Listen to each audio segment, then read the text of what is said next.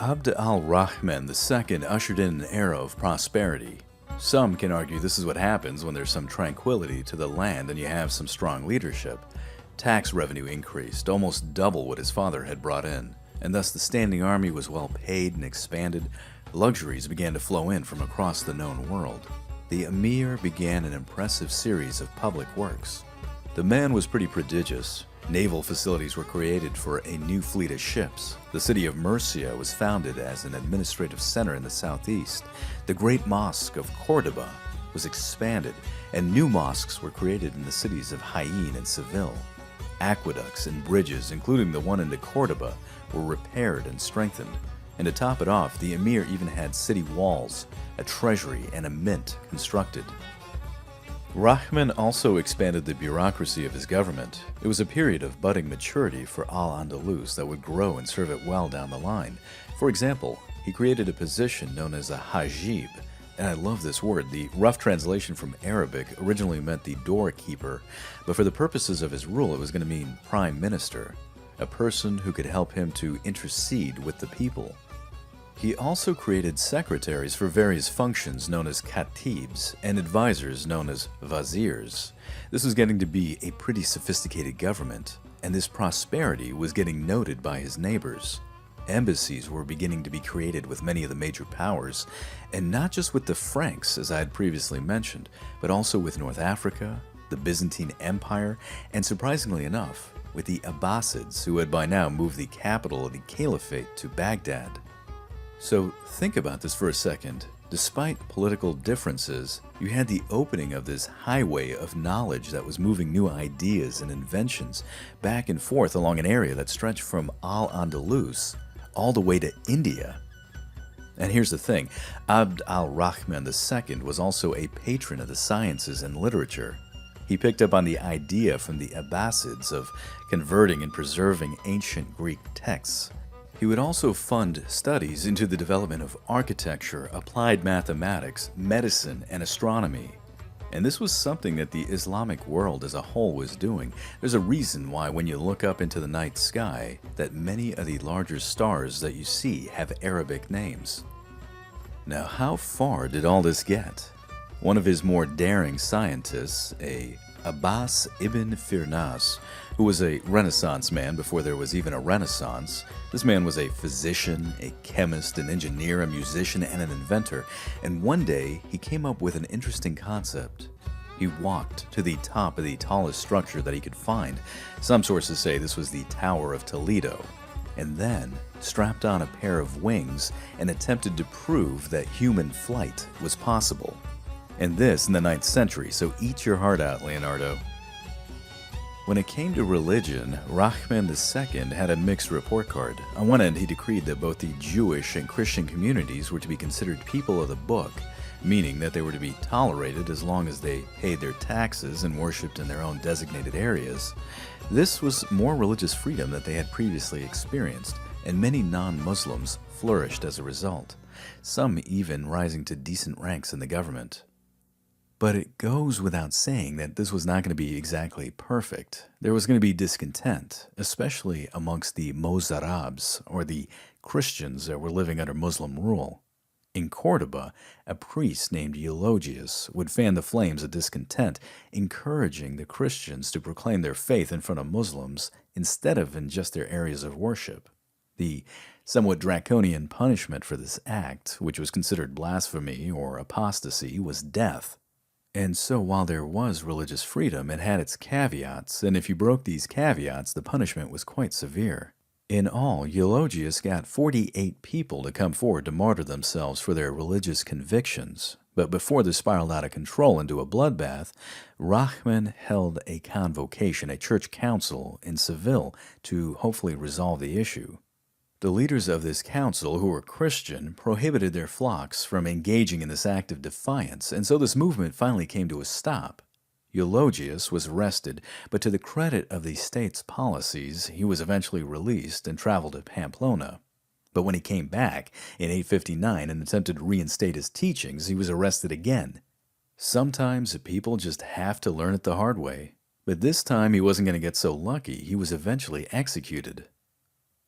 This was overall, however, a period of relative stability for Islamic Spain, and I say relative because there was always rebellion simmering under the kettle lid somewhere. There were militant neighbors all looking for an opportunity to attack, not to mention random events like the Vikings showing up. But like a giant arch, you need a strong keystone in the middle to keep the whole structure standing.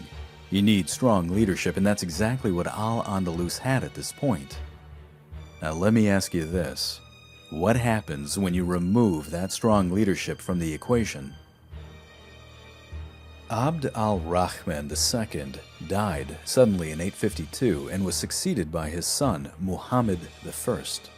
Muhammad was a devoted, sharp-minded, and capable leader who just happened to be ruler at the wrong time. The sudden succession caused shockwaves throughout Al-Andalus. Uprisings, revolts, rebellions which were kept in check by his father started up all over the land. In particular, the Muwallads, the people who had converted to Islam, this included the Christians as well as the Berbers, felt increasingly disaffected. They felt that the aristocracy had become too elite, and that they were nothing more than second-class citizens. A rookie emir was all they needed to bring their grievances to bear, and this on a military level. The Muwallads of Toledo broke off from the emirate, going so far as to ask help from the Christians of Asturias, now under the rule of Ordoño I, who actually came to their aid. Muhammad had to divert a bulk of his army to put this down. He defeated the combined Toledan and Asturian force at the Battle of Guazalete in 855, but it took him a few more years to take the city by siege. And Toledo wasn't going to be alone. Mérida did the exact same thing. Al-Andalus was beginning to spiral into a period of intense instability.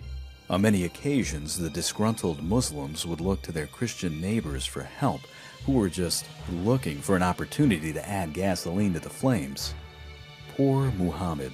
Despite his governing skills, he didn't get much of a break. Even the Vikings came back for another raid in 859. This was beginning to look like the perfect storm, but wait, it was only going to get worse. In the year 850, Umar ibn Hafsun was born in the city of Malaga. He was considered a rambunctious person with a short level of patience that would lead him to rage quickly. His short fuse led him to kill one of his neighbors, and his early life was marked as being a desperado, part of a band of thieves who preyed on the locals and hid up in the mountains. This man had all the makings of a Netflix series. When it became too precarious to continue his trade, he fled from Spain and took up residence in Morocco, where he lived the life of a tailor until the heat had settled down. When he returned to Al-Andalus, he took up his old profession of being a bandit, and he was really good at it. He rose up the ranks and soon became the leader of his outfit. When his forces began to grow, he took the abandoned ruins of the old castle Bobastro in southern Spain and rebuilt it into a fortress and thus a base of operations. And from here, he began to expand further. But along the way, he became the focus of a movement. The disaffected Muwallad, who resented the emir for his poor treatment and heavy taxation, began to rally to him. His numbers continued to increase, to the point where he could even challenge the armies of the emir in direct combat. Now, he wasn't always successful. He was defeated in 882 and again in 891. But despite these setbacks, he had a lot of support, and he was beginning to look like a contender for the throne. All that was needed at this point was a very poor rival. When Muhammad I died in 886, he was eventually succeeded by his son Abd Allah, who, let's just say, he wasn't exactly the first choice for succession. Now, as I'd mentioned before, Muhammad I really wasn't that bad of a leader. He was just dealt a really bad hand. Abd Allah had to continue to hold this bad hand, but unlike his father, he was a terrible ruler. Where his father had a sharp mind with a military instinct for command, Abd Allah was introverted to the point of being reclusive. He was very religious and not much of an out-of-box thinker. He also seemed to have the emotional lability of a 7-year-old. prone to severe tantrums, and many of these outbursts were directed at his own family. Al-Andalus, which had been jolted by internal dissent, now began to disintegrate under a massive new wave of revolt. In all, there were 30 major and minor uprisings, and the cost of putting these down bankrupted the economy, which began to fail. Then, the emirate began to fragment. Seville, which was the second largest city, broke off in the year 889 and became an independent state. Umar ibn Hafsun, the previously mentioned bandit who had turned political rival and conquistador, marched an army to the gates of Cordoba and was just barely defeated in the year 891. Even the Christians in the north, who sensed their opponent's misfortune, began to advance south. They reclaimed portions of the Duero River Valley, which would lay the foundation for the Kingdom of Leon, and they took the upper portions of the Ebro River Valley, which would one day become the Kingdom of Castile.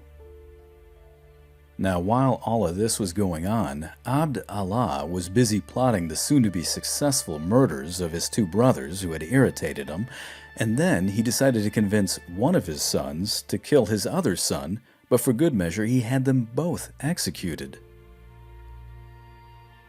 The only one left that was slated to come to power after this purge was Abd Allah's grandson, who had displeased him the least, and somehow had managed to make it to the top of the list for succession. But was this a blessing, or was this a curse?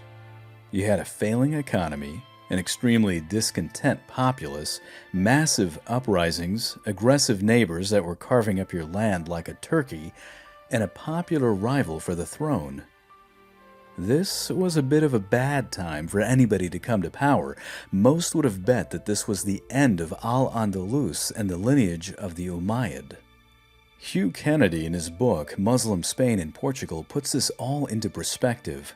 Quote, "Basically, this was a government by pillage, and the Umayyad army was no more than a marauding band that was living off the country. Its main objective was not to uphold the authority of the state, but simply to feed itself." End quote. Most would-be rulers would have probably walked away from the opportunity, quote-unquote, to lead this mess, and maybe some of them would have probably even surrendered the position altogether. But the grandson of Abd Allah was an extremely remarkable and talented man named Abd al-Rahman III, and as we're about to see, Rahman and Al-Andalus, for that matter, were down, but by no means were they out. They had not yet begun to fight.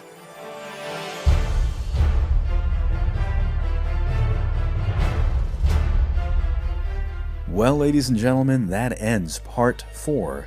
Join us next time in the continuing story of Al-Andalus, when the emirate becomes a caliphate and then experiences its best of times and its worst of times. By the way, if you dig the music, it's from a variety of sources. It's from Paul Avgeranos and RoundSkyMusic.com, Andy from Shut Up and Play Music Tutorials on YouTube, and from Purple Planet Music. The links will be in the description of the podcast below, and these people have my gratitude. In the meantime, I hope you enjoyed this episode. If you did, I urge you to return the favor and spread word about the podcast. Let someone who you think would benefit from history know about this show. Now please also take that extra few moments to rate and review on iTunes. Don't leave this off for somebody else. If you liked what you were listening to, also consider contributing to Flashpoint History on Patreon. Again, the link will be in the description of the podcast below. You can also follow along with Flashpoint History on Facebook and on Twitter. So until the next episode, thank you for listening.